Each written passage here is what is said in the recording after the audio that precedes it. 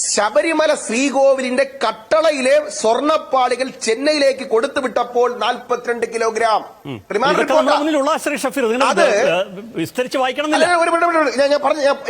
അങ്ങനെ അടിച്ചു പറഞ്ഞ ഞാൻ പറയട്ടെ.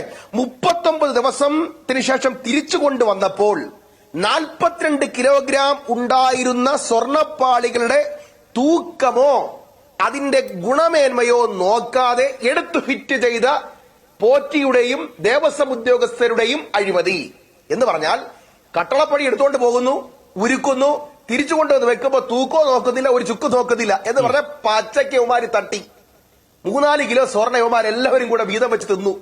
ബഹുമാനപ്പെട്ട സനാതന ഹിന്ദുവിന്റെ വിശ്വാസത്തെ ഇവർ ചവിട്ടി മതിച്ചു.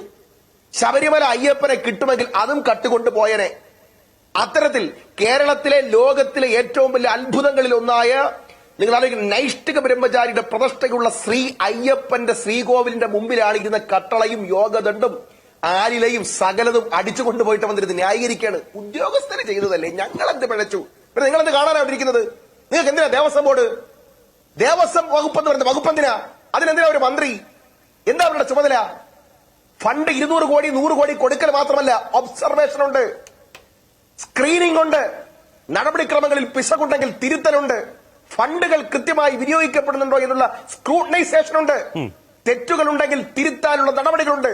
ദേവസ്വം മാനുവൽ ഒരു പ്രാവശ്യം ഒന്ന് വായിച്ചാൽ അനിൽകുമാറിന്റെ സംശയം തീരും.